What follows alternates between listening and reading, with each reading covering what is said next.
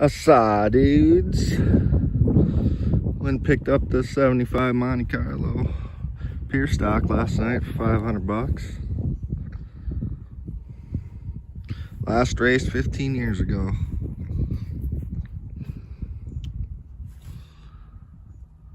Car's actually really clean. Motor's locked up. Got this nice trunk latch.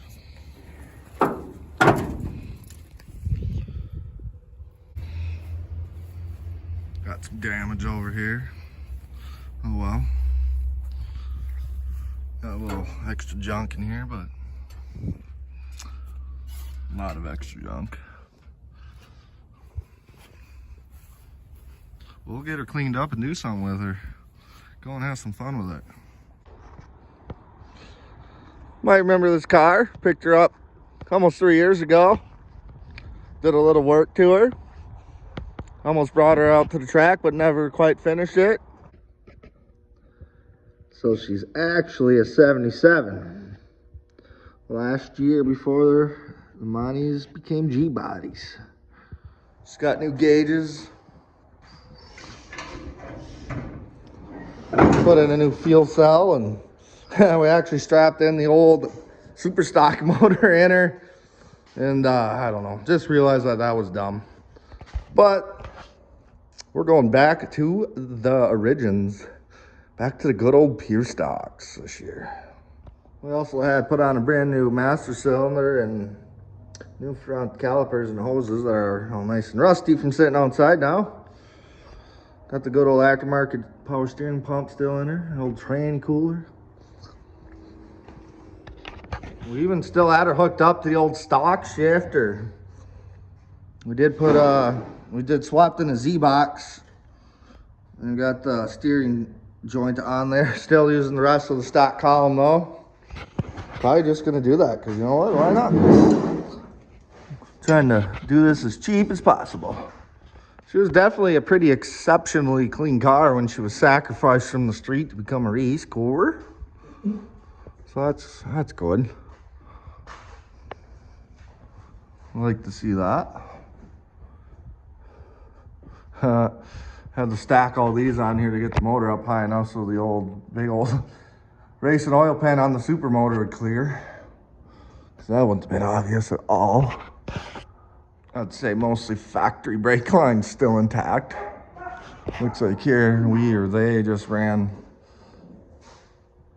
past the distribution block there for the rears. Hell yeah, the factory dual exhaust cross member that we got one bolt in on each side. Remember that? Perfect. The old Monte body's cool and all, but we're gonna step her up a notch. 6 years ago, I picked up this old rotted out 68 Chevelle Concours Estate wagon and had this sweet body sitting around waiting for a rainy day like this. Lots of gutting to do yet, but she'll be worth it. So we're gonna get started by cutting a bunch of sheet metal, getting this old body off down to the frame, building it up from there, and getting that new body all gutted out.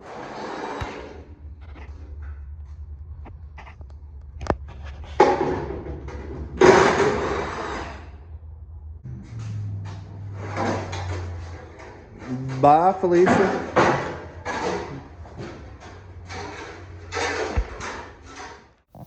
So after a bunch of cutting and some more cutting and a bunch of blades and a few cuss words, the old body was no more.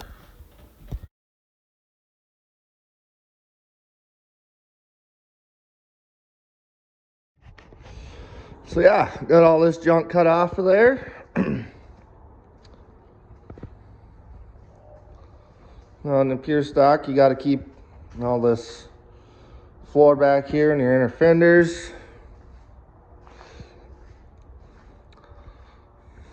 Now we got her down to where I can add some more bars into this.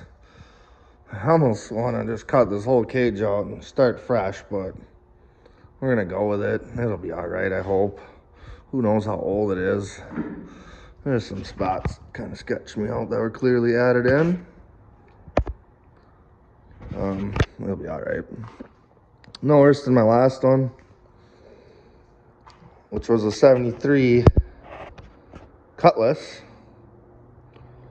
112 wheelbase. This is a 116. I'm not sure where these Montes are longer. Somewhere up here. Well, yeah, it's got to be there. With the big old lawn nose. And it seems really long up here too. I probably can cut this back about right here actually. And you can see the motor mount sit way back also on these. Get that nasty stuff cut out here soon. But yeah, we gotta run some front bars up here.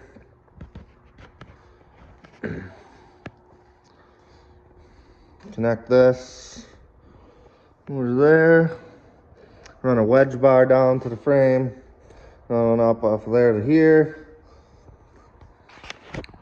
And then something here down to the frame here. Somewhere. Yeah, lots of work to go, but we'll get her. Wonder if these are worth holding on to. I don't know. You know, in a world full of just bent up pieces of sheet metal and aluminum on most cars' bodies today, one of the things going back to the Pierce stop is you got to keep the cool factor in it with an original body, you know. But damn, it sure is a lot of work.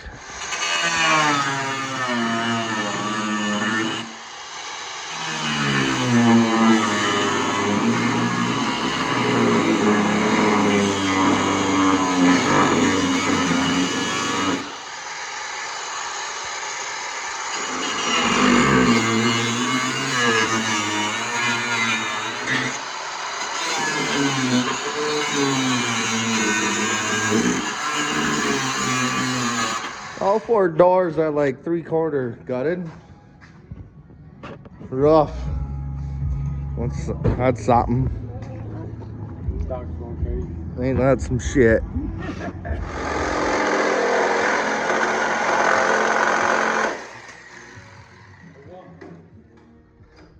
The layers and amount of sheet metal on this roof is something. I wonder why she's heavy as hell. Sure don't make them like they used to. Yeah, this right here,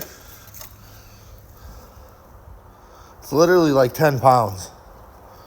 So yeah, after doing some research and stuff, I realized it is longer up here too. And that's why these cars have massively long fan shrouds. You know, when we had that last motor in there, we put 2 big fan spacers on it to reach the regular size shroud. So I'm gonna cut her up here. And then start getting rid of any of this extra old crap on here.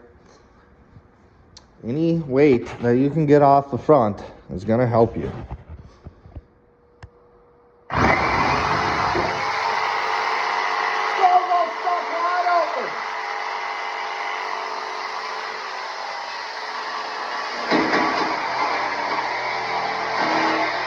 Anyway, that turned out very nice. So I went and got me 80 feet of 1.5" 095 tubing. Chop saw from Harbor Freight. And a notcher from Harbor Freight. So we can start getting some more bars in this thing. Gonna start with a nice easy one here to get her cut down and try out the notcher. And connect these together.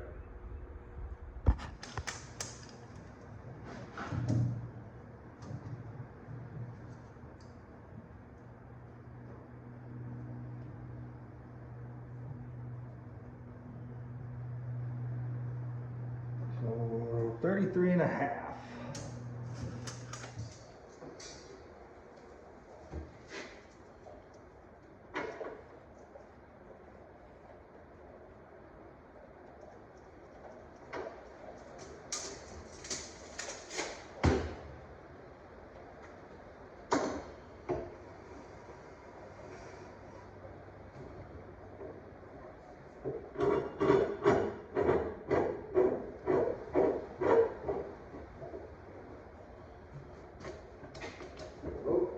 power.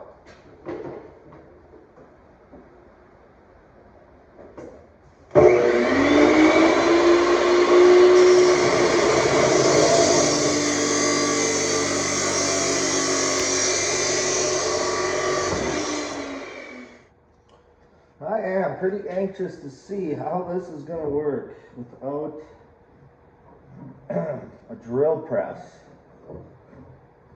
Never done this before, but hopefully it works out fine because, you know, don't really feel like buying one of them right now.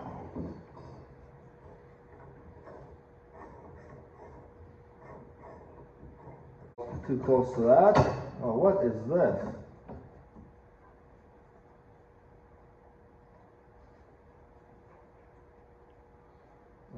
Okay.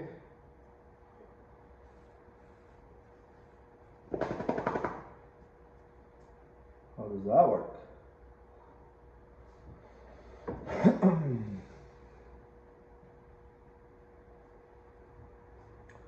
Oh, it can go up higher. Haha.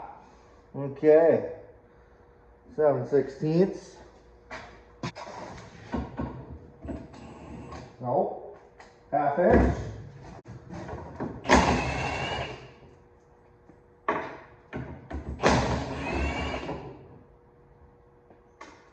Would you look at that?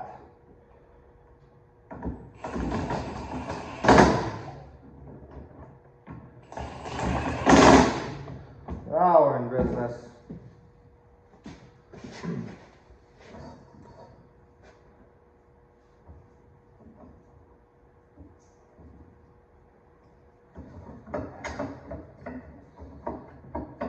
That's going to be an issue.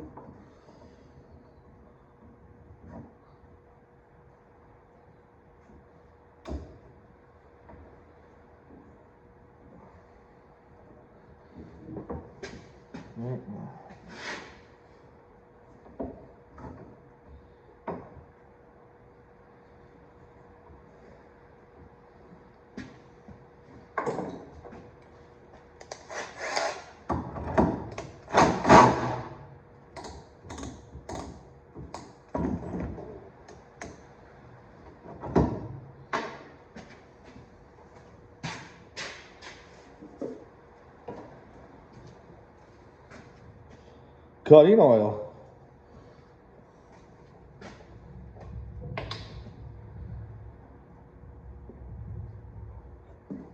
Oops.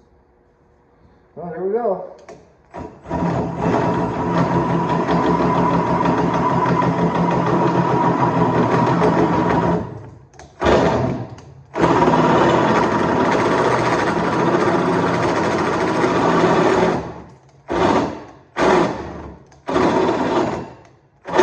Wow, that actually works pretty damn slick.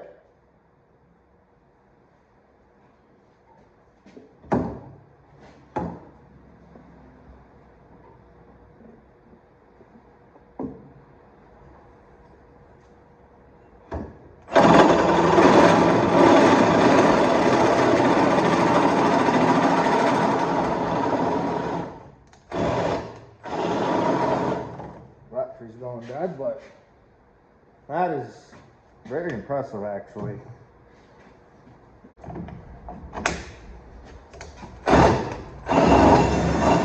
Wow. That's sweet.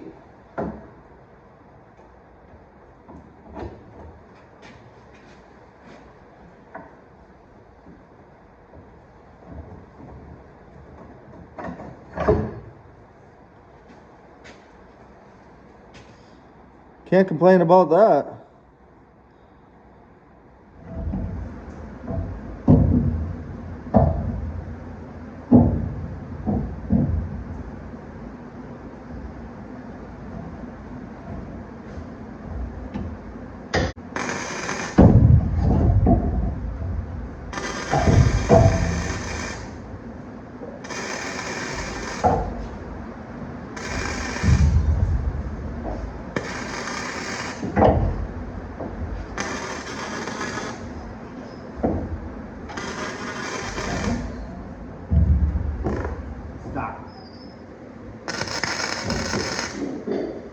Thinking I should maybe get some gas set up here for the old welder.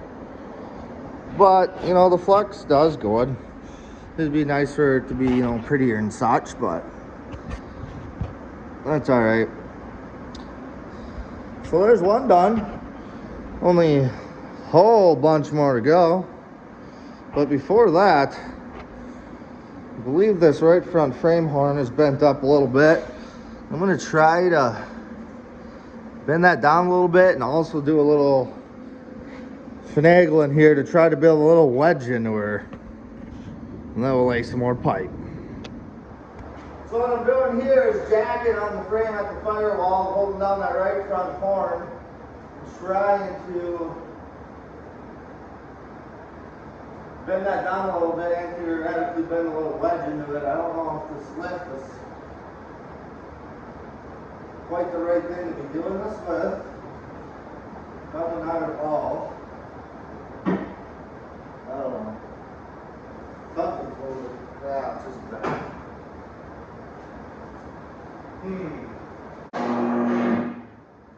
I really wanted to do something about this. I should be chaining her down to the trailer, all four corners. She used to bend the old full side derby cars back. But I don't know.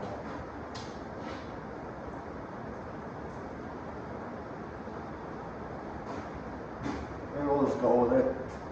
So this is how I set her up on the lift to you know, build a little wedge in her as we're adding bars. I put the smallest extension there on the right front and the left rear, and then put the medium ones on the right rear and left front, and then strapped her down.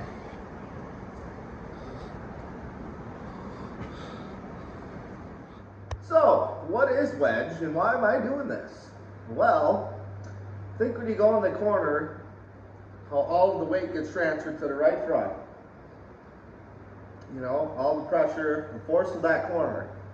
Now stuff is going to flex up, you know. The more that happens, the more that weight gets pulled off your left rear. And it's really hard to put the power down and get going up out of the corner. So when you try to, you know, bend it down a little, put more force into it to keep it, the left rear planted on the ground, that'll make you be able to put the throttle down and get up out of the corner. It's especially important for me in this pure stocks because having to run the all, you know, heavier stock stuff up front like full firewall, it's really hard to get the rear percentage in these things. So anything that you can do to help get drive is gonna help you out. It's basically that rigidness cross, you know, like your cross percentage on the scales. This is gonna give us more of that. I'm sure there's lots of ways and theories and everything about how this is done. Well, this is basically how I did it on my last pure stock, that 73 Cutlass, basically same frame. And that thing worked awesome. So if this is getting at least just a little bit into it, a little bit of wedge, a little more drive, it's helping. And it's especially important on the dry slick racetrack. And since pure stocks run last at Rice Lake every night, the track is usually going to be cleaned off and slick. So I definitely want some bite. Well, it's 2 a.m. Got at least a good 6 hours into this. Full 20-foot stick of pipe used up. Contemplating some of my life choices, you know, but we made progress. Got the rear end area pretty well done. I'd still rather have some gas, but the old Flux is doing a pretty dang good job. Can't complain. This is what I'm welding with, by the way. Harbor Freight's best MIG welder, I believe. Had that since August. And no complaints so far. Pretty awesome. And it even works just as good on 110 and comes with a separate cord. Keep on digging away here. The top bar here is not fastened yet though. Not welded up yet, because just to make sure everything's going to line up and work good with the back of the roof panels and the quarters. Moving forward, getting that wedge bar put in here. Cross brace wedge bar. A little weight on the right front horn just for good measure. On to some extra pipes here that are multi-purpose as keeping pressure down on the wedge bar and for safety. Another bar to the roll halo there. So then of course we're gonna tap her in to get as much pressure on it as we possibly can.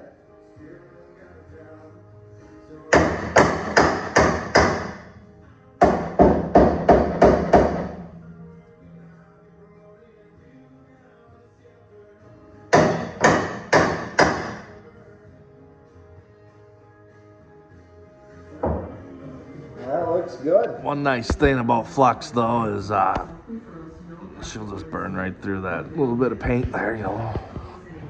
Hell yeah, pretty nice notch job if I do say so myself. Ho ho ho, this is how we do this.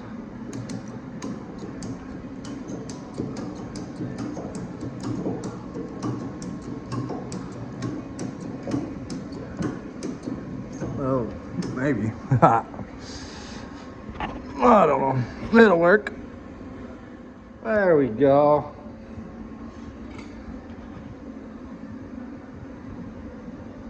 Alrighty, I think I've had enough for the night. Got this all done over here. Looking good.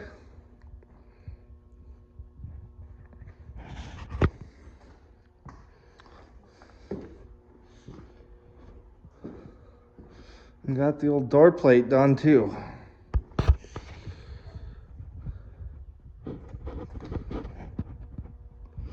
It's really starting to look like something much gooder now, boys. Okay. I finally convinced myself that this hack job is going away.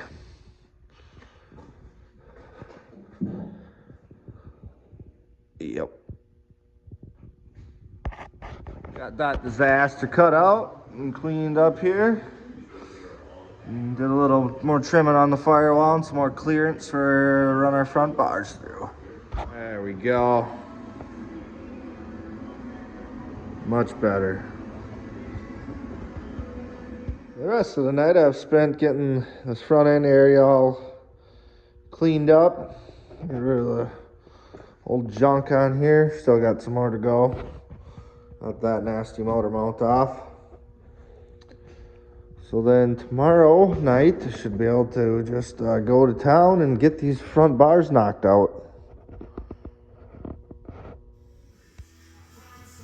Cause wedge. Well, boys, there she is.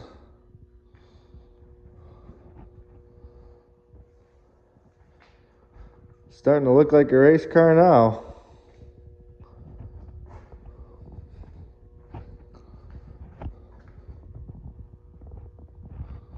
That is all the tubing that is left out of 80 feet. Probably still gonna need more than that. Definitely gonna need more than that. I still gotta build a front bumper and a few little things. Extra bar in the driver window there, and then a side door bar over there, but looking good.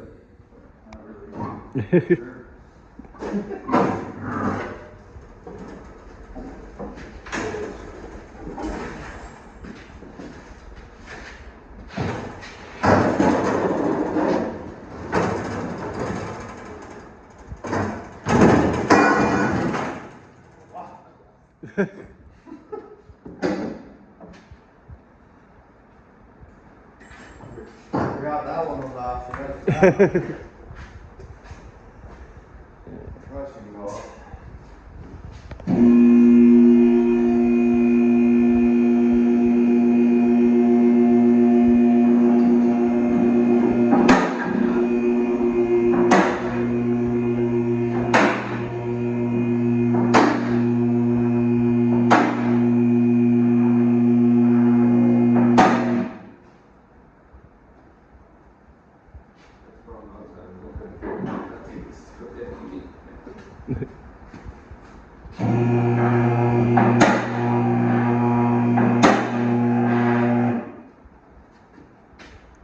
the other side up.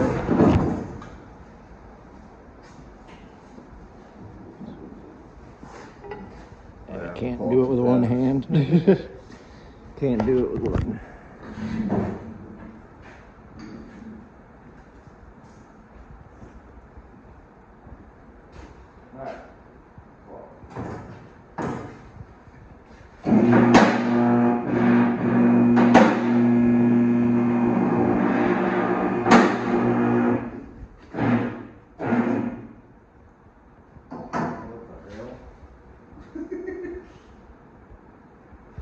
Oh, we have different size spacers.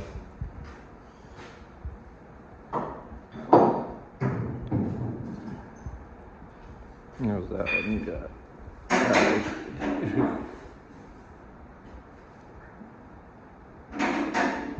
Yeah, just a little wedge in it is fine. Well, that's what I was doing.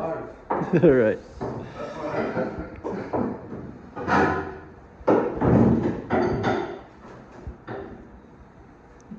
That looks better. Go back down. Yeah. You gotta pull that. The other one's got to go in a little first.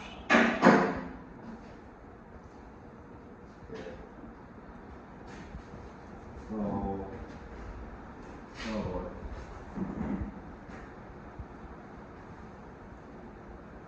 Next you need to come back some. And I don't know how that's gonna work. Oh, it moves back forward.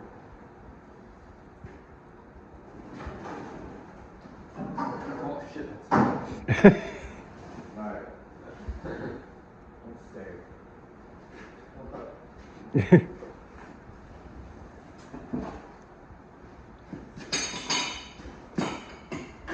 There. Raise the piece of it.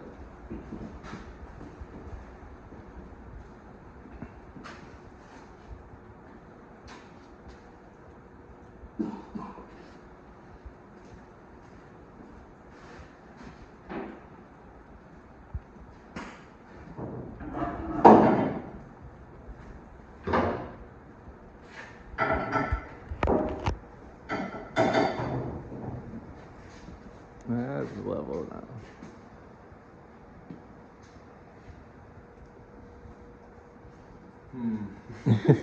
Might be too far back now.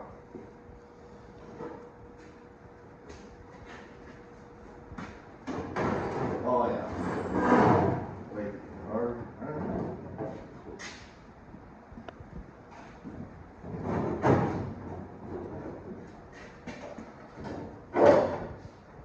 Not too bad. Mm-mm.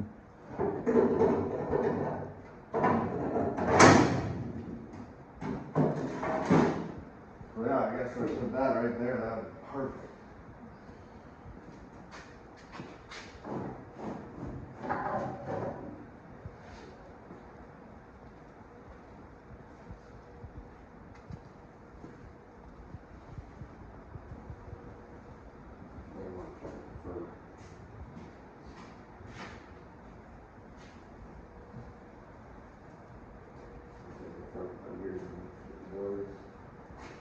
Well, I kind of already had it all up there once, so I know it'll work.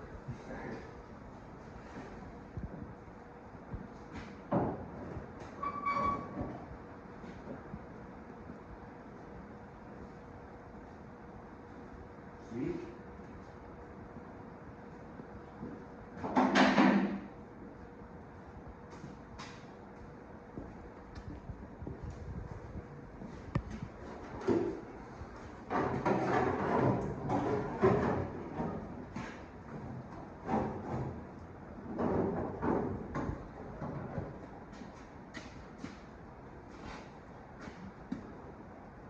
Hells yeah.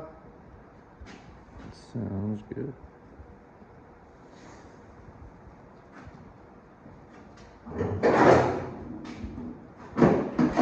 New Wasota rule this year is you have to, every car has to have this new safety bar here, and then another one connecting here.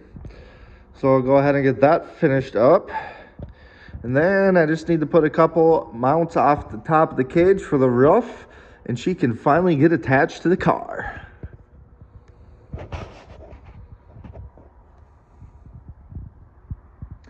Yeah, yeah.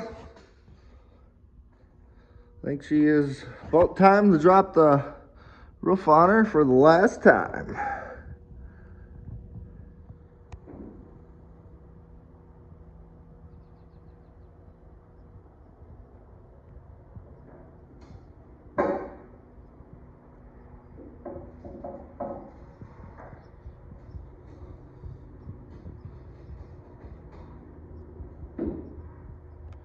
And with that, we officially have a station wagon.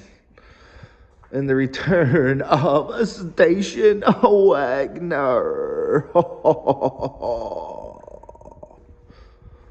Anyway, I had to raise this up a little bit back here. But that's fine. Added a bar in the middle there too. Extra safety for the fuel cell. Obviously, I'm gonna reuse this piece of metal, whatever, sheet metal here, that used to be in here. Just got to make a few modifications for these new bars. And yeah, get another thing done. Got a bunch of painting done. She is looking very nice. Got this door bar here for the passenger side all done. I'll go ahead and put some bolts in here. You do that so that can absorb the impact and not bend important things. I'll also be doing that on the front bumper and also here in the back, the quarters. But she's finally to the point of attaching body panels. Yeah, yeah. Just as I did on the driver's side, putting some tacks here to connect the two doors together, just to make it easier for mounting purposes and such. Then we will get the passenger side done. Show you how I did my fender mounts here. Learned this from street stock days. Just drill a hole in there, a little smaller pipe, weld the nut to it, and then tighten that down, and she's adjustable and replaceable if it gets racked. And just bolt the fender there. And just made a little L here and weld it to the firewall. Put a bolt there. Last piece of sheet metal to mock up.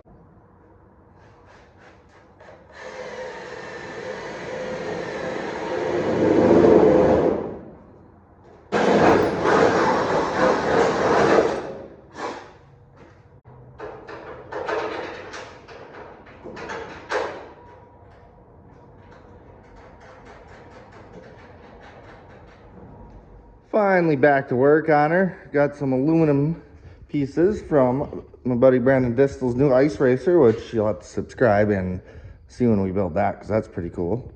Got me a few parts, some rivets, ignition switch, some hood pins. But right now I'm getting this body finished up and actually secured. Ended up getting a new battery box, got that all in. Got rid of the old one up there. Yeah, lots of work on this body, but it's really time to start getting after it. Window net that also came with the G body ice racer installed. Mint. I tell you what, I've done enough gutting to last me a while, that's for sure. Last panel here. I think she's a G body Monte hood, but should fit pretty good. You know, you'll feel the sting. And this hood was actually the one that was on this car. The Chevelle hood I ended up using on the number 93 S10 Ice Racer, and it fit perfectly on that. I got her trimmed up, got some hood pins in. Body is secured. We got A-pillars on both sides, completely different on each side, you know, because you use what I have.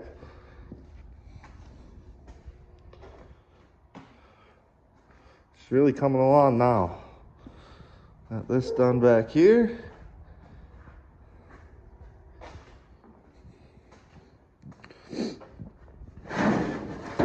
And let's just, you know, slide. Oh, wow. Okay. Slides under this. There. Wood pin there, sweet. Got some patching done. This is all good. Got me a steering wheel from pretty much brother-in-law, Devin Freeze, number 95 F-Ride. He threw it in that ice racer.